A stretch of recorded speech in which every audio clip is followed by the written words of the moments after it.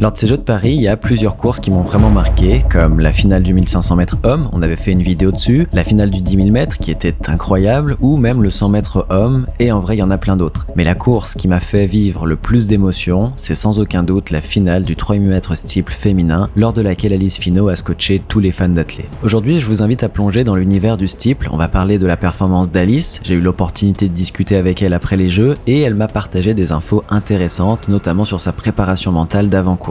Profitez de cette vidéo car ce sera malheureusement la dernière consacrée au JO. Il est temps de tourner la page même si la nostalgie commence déjà à se faire sentir. C'est parti. Juste avant de commencer, je remercie Sylvain, un coach runwise qui a énormément taffé sur cette vidéo et en description, je vous mets le lien de l'entrevue entière avec Alice. Le 3000 mètres steeple, c'est une discipline très jeune chez les femmes qui a fait son apparition en 1996 après un premier record du monde homologué en 2000, 9 minutes 43. Le principe du steeple est simple, parcourir 7 tours et demi de piste et franchir 35 obstacles dont 28 barrières et 7 rivières de 76 cm, c'est 91 chez les hommes. Le standard olympique chez les femmes était fixé à 9 minutes 23, soit 3,07 au kill, et le record du monde est de 8,44, détenu par Béatrice Chepkoech. C'était d'ailleurs l'une des favorites des Jeux. Plusieurs des meilleures performeuses de tous les temps étaient présentes à Paris. Il y avait notamment Yavi Winfred, meilleure chrono 2024, championne du monde en titre, Perruf Chemutai, la championne olympique en titre, Béatrice Chepkoech, détentrice du record du monde, ou encore Nora Geruto, la Kazakh, championne du monde à Eugene en 2022. Le 3000 mètres steeple, c'est une discipline traditionnellement dominée par les Africaines de l'Est et donc la lutte pour les médailles devait principalement se jouer entre les Kenyanes, dont Yavi et Geruto sont originaires, les Éthiopiennes et les Ougandaises, tandis que le niveau européen, il reste quand même assez loin des meilleurs. Sauf que, il y a une exception de taille, une Française, Alice Finot, championne d'Europe en titre avec un RP de 9,05. Nous l'avons d'ailleurs accueillie sur le podcast en début d'année. Pour cette finale olympique, et c'est vrai pour n'importe quelle autre finale, pour avoir une chance de finir sur le podium, il fallait forcément élever son niveau le jour de la course et courir sous les 9 minutes pour avoir ne serait-ce qu'une chance de médaille. Voilà, si on le travaille, qu'on fait les choses bien, qu'on continue un peu dans cette même dynamique, je pense qu'on peut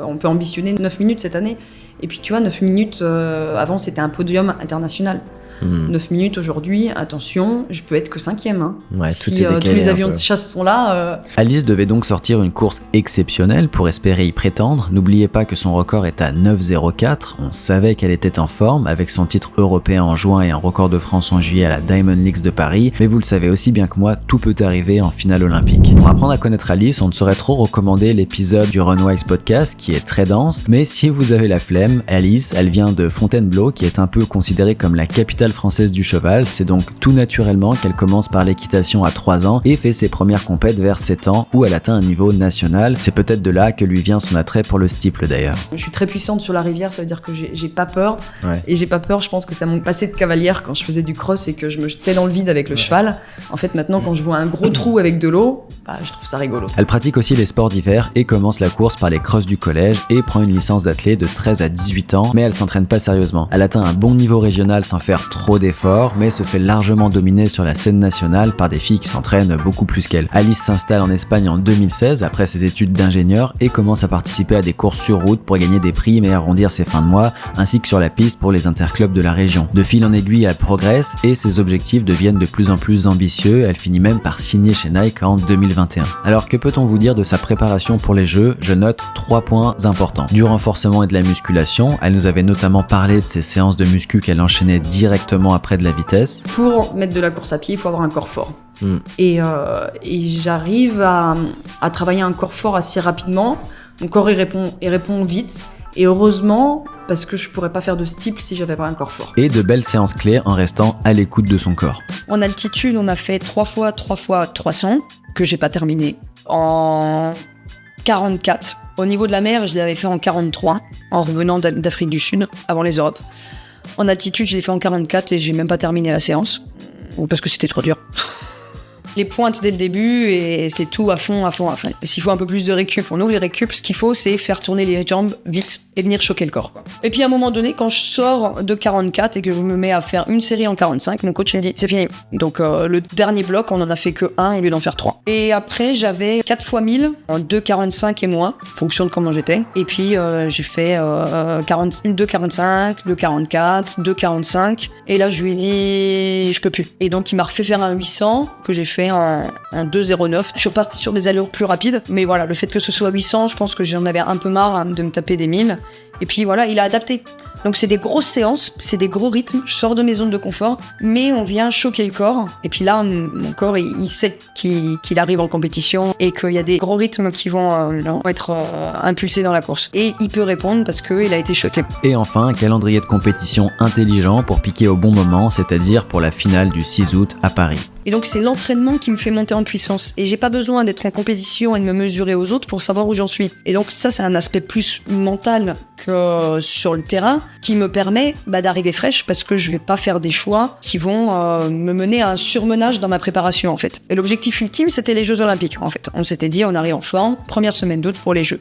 C'est-à-dire que quand je vais aux Europes de Rome, la première semaine de juin, 2 mois avant, je ne suis qu'à 80% de ma forme. Pour se qualifier en finale, il fallait terminer top 5 dans l'une des 3 demi-finales, chacune composée de 12 coureuses. Globalement, les demi se passent sans trop d'encombre pour toutes les favorites. Alice termine 2e de sa demi, derrière Béatrice Chepcoech. Malheureusement, l'autre française, Flavie Renoir, termine 10e en 9,27. L'ambiance dans le stade est électrique et ce sera très dur pour une athlète française candidate à la médaille de passer au-dessus. Nous sommes le 6 août 2024, le grand jour est enfin arrivé. Les 15 coureuses sélectionnées ont travaillé des années pour ce moment. C'est peut-être la course de leur vie, celle qui marquera leur carrière. Alice Finot est acclamée par un stade chaud bouillant. Je sais ce que j'ai à faire, je commence à m'activer, je passe une barrière, je me mets sur la ligne avec les filles. Et là, j'entends un brouhaha, mais je l'entends pas vraiment en fait. Et là, en fait, c'est mes 2 voisines qui commencent à rigoler et à se dandiner. Et je les regarde et elles lèvent les yeux. Et je dis, ah ouais, ok, en fait, c'est pour moi. Donc je fais comme ça pour voir si en fait le public était réellement en train de m'acclamer moi. Et en fait, quand j'ai fait ça, ça a encore monté. Je dis, ah ok. Et c'est parti, la finale est lancée. Le début de course part à un rythme effréné, avec un premier groupe mené par les Africaines de l'Est. Derrière elles, les Européennes et les 2 Américaines forment un groupe de poursuite qui commence progressivement à perdre du terrain après un passage aux 1000 mètres en 2,55. Au passage des 2000 mètres, les meneuses ont creusé un écart de 6 à 7 secondes sur le groupe d'Alice, qui doit maintenant tenter de combler ce retard. Heureusement pour Alice, elle n'entend pas les commentateurs durant sa course, qui lui suggèrent des stratégies pas folles. Je pense que si elle prend les risques de garder la tête avec... la tête de course avec les tout meilleurs, avec son expérience et sa pointe de vitesse, elle peut jouer les premiers rôles et monter sur le podium. Alice mène son groupe de poursuivants, mais garde le contrôle de ses allures, elle connaît sa stratégie de course et elle sait qu'elle ne doit pas se laisser emporter par la foule. Le fossé à 2400 mètres est complètement dingue. Et à ce moment de la course, on pourrait très bien se dire qu'Alice n'ira pas chercher mieux qu'une 8e place. Il y avait des variables que moi je maîtrisais pas. Le fait que ces personnes me retransmettent en fait leurs attentes, il fallait pas que je m'approprie ces attentes-là. En fait, il fallait vraiment que je me recentre sur moi. Et ça a été une difficulté mentale avant la course, de pas répondre aux attentes des autres. Quand on vise une médaille, en fait, le risque, c'est de prendre la position de la médaille trop tôt dans la course. Donc d'aller chercher la tête de course beaucoup trop tôt. Et ça fait pas partie de mes schémas de course pour le moment. Mais à l'approche de la dernière rivière, une fusée bleue fond sur Almayou et Chepcoech. Chepcoech qui franchit mal la barrière aux 2700 mètres faiblit. Almayou explose dans le dernier droit et laisse passer Alice. Geruto et Muleta avaient aussi tenté de suivre le groupe de tête et finissent finalement 8 et 9. Sur la fin, un sprint fou s'engage entre Yavi et Chemutai pour la victoire. Après la dernière barrière, le duel est remporté par Yavi. Alice Finot revient très fort sur Cherotich mais démarrait de trop loin. Elle termine 4e en 8 minutes 58, nouveau record d'Europe. Le dernier 1000 mètres d'Alice est couru en 2 minutes 54, seul Yavi avait fait un dernier 1000 aussi rapide. D'habitude, j'avais toujours fait 58, 57. J'avais dit à mon coach, je pense que je suis capable de fermer mon dernier 1000 en 55, tu vois, j'ai même fait encore moins, donc je pense qu'il y a un truc à un moment donné, voilà, qui m'a permis d'aller chercher le supplément d'âme sur la course. Alors, est-ce que la stratégie d'Alice était la bonne ? Pour moi, la réponse est oui, sans aucun doute. Sa stratégie qui consiste à partir en relatif contrôle pour pouvoir jouer sa carte forte, c'est-à-dire un dernier gros 400 mètres, voire un 1000 mètres, avait déjà été évoquée lors du podcast et c'est très probablement ce qui a permis à Alice de faire sa meilleure course. En fait, c'est le schéma de course qui me permet de faire ma meilleure course physiologique et tous les ans, je l'améliore. Ce qui est sûr, c'est qu'Alice n'est pas du tout surprise par le podium. Je voyais ce classement. Les 3 premières, je savais qu'elles seraient dans les premières. Béatrice Chepcoech qui fait 6e. Je pensais que ce serait une plus grosse rivale, mais Béatrice, elle a l'habitude de partir très fort parce qu'elle n'est pas très rapide à la fin. En fait, c'est une athlète qui, quand elle n'a pas fait exploser le peloton, c'est pas elle qui fait la différence sur le sprint final. On l'a vu, je la passe à la rivière, ça répond pas, ça reste derrière. Elle n'a pas été en forme à la Diamond League de Paris, donc je me suis dit, Elle est peut-être pas aussi compétitive que d'habitude, mais vraiment les 3 premières, je vais imaginer que je sais qu'elles ont leur place, quoi. Et faut surtout pas oublier que faire un record d'Europe en finale des Jeux, c'est le scénario rêvé. De passer la ligne, de voir que j'avais couru sur les 9 minutes, je l'ai fait, enfin je l'avais tellement ancré.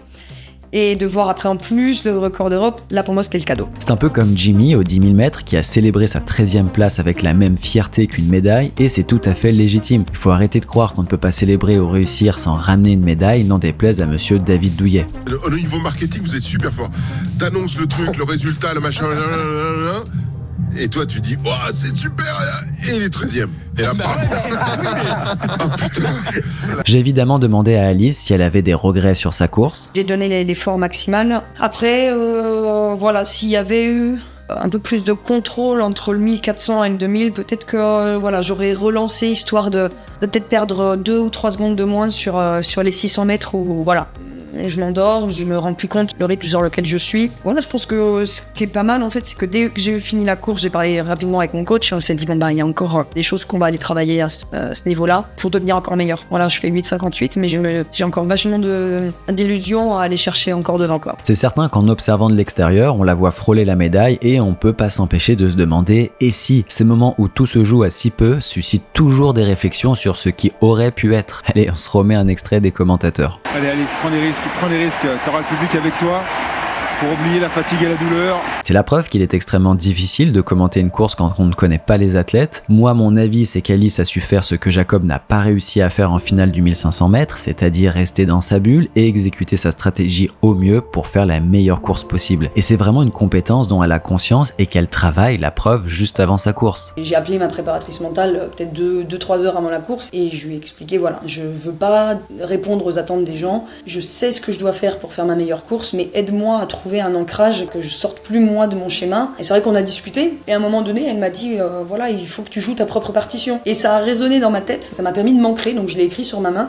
Et puis pendant les 2-3 heures qui ont précédé ma course, je le lisais régulièrement. Ça, je l'ai écrit en français. Et après, j'ai fait une phrase de mes mantras qui sont Just do it, sin limites et atypical. Et du coup, elle m'avait dit voilà, sois toi-même en fait, fais ce que t'as l'habitude de faire. Donc je m'étais écrit une phrase où j'avais marqué Don't forget, be yourself, just do it because you are typical and limitless. Et du coup, c'était mon truc qui me permettait de me recentrer. Cette idée selon laquelle faire sa meilleure course permet d'atteindre le meilleur classement, ça peut paraître contre-intuitif, mais quand on y pense, c'est assez logique. La raison étant que donner son meilleur effort, ce qu'on a de mieux, c'est un plan. Alors que faire le meilleur classement ou le meilleur chrono, c'est un résultat. On n'a aucun contrôle sur le résultat. Dans ma stratégie de course à Budapest, et ben en fait, j'avais ces 2 contradictions-là. J'avais tu dois te faire mal, tu dois aller chercher la meilleure place et donc être en tête de peloton, mais en même temps, non, connecte-toi à toi et fais la course qui te ressemble pour avoir le meilleur résultat au final. Sans cette pression externe de résultat. Et donc j'avais... 2 voies. J'avais 2 voies qui étaient en contradiction. Conclusion, faire sa meilleure gestion de l'effort, c'est la seule façon d'atteindre le meilleur classement. Le cas de Nicolas Navarro, qui est 53e au 15e kilomètre et qui termine 6e du marathon olympique, en est le meilleur exemple. En fait, c'est une variable de la performance. Et la performance, c'est pas que physique, mais c'est aussi être aligné avec soi, bien se connaître, faire ce qui nous ressemble et pas se faire happer en fait par l'objectif final. Comme on l'a vu précédemment, Alice ne correspond pas au profil typique que l'on croise en chambre d'appel. À 33 ans, ingénieure de formation, elle s'est lancée dans l'athlétisme de haut niveau sur le tard, avant tout pour le plaisir. Cette particularité est probablement l'une de ses plus grandes forces. En arrivant à ce niveau avec une maturité et une confiance en elle déjà bien établie, elle apporte une perspective unique à la compétition et à notre sport. Contrairement à beaucoup d'athlètes qui se forgent à travers la course, Alice, elle s'est construite en tant que personne avant même de se lancer dans l'athlétisme. La course à pied n'a pas été le pilier de son développement personnel, mais elle a su en tirer le meilleur grâce à sa maturité et à sa vision réfléchie du sport. Alice, elle aborde le sport avec une grande rationalité et une profonde connaissance d'elle-même. Elle sait exactement qui elle est, elle comprend les spécificités de la course, notamment sur steeple, et elle connaît parfaitement ses capacités ainsi que ses faiblesses. Ça lui donne un avantage considérable, elle n'a pas besoin de la compétition pour valider sa confiance en elle, car elle sait précisément où elle en est physiquement, ce qu'il lui reste à aller chercher, etc. D'ailleurs, quand je lui demande ce que ça prend pour faire partie des meilleurs, sa réponse est vraiment intéressante. Qui foire la tronche. Il faut être solide, il faut en vouloir, il faut savoir bien s'entourer, il faut avoir les idées claires. En fait, c'est ça qui va tout driver. Il y aurait plein d'autres exemples, comme le fait qu'elle avait écrit ses objectifs il y a 3 ou 4 ans lorsqu'elle était arrivée pro et qu'elle les a presque tous réalisés.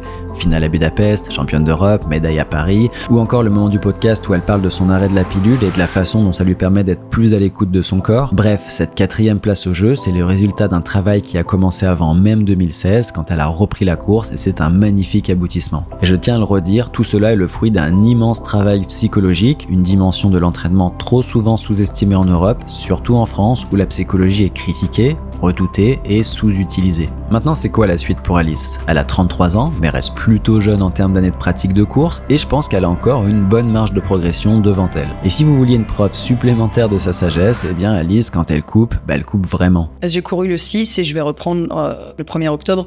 On s'est juste dit que voilà, il y avait eu énormément d'investissement physique, mais aussi mental. Après, j'avais toujours une certaine fraîcheur mentale. Quand je suis arrivée sur les Jeux, je me sentais pas exténuée par l'implication de toute la saison. C'est aussi pour ça que je fais peu de courses. C'est pour que quand j'arrive sur le grand championnat, je me sente encore fraîche. Et après ça, qui sait, les objectifs ne manquent pas. Ce qui la motive, Alice, c'est pas tant la quête des titres, mais plutôt la compétitivité face à des adversaires de calibre qu'elle trouve en Diamond League, au championnat du monde ou aux Jeux Olympiques. Et pour terminer, j'aimerais donner mon humble avis sur l'entraînement d'Alice. Je pense qu'Alice a déjà fortement développé sa principale qualité, c'est-à-dire sa vitesse et sa capacité à finir très fort dans le dernier 400 mètres. Selon moi, son prochain défi sera d'améliorer ses qualités d'endurance sur des distances plus longues, comme le 5000 mètres, voire même le 10 000 mètres, tout en maintenant sa vitesse. Ça lui permettrait de rester avec le groupe de tête plus tôt dans la course, sur un rythme un peu plus soutenu, et de potentiellement gagner au kick dans le sprint final. Pour y arriver, il y a plusieurs façons, comme augmenter légèrement son volume d'entraînement, faire des séances de qualité plus longues, en début de prépa notamment,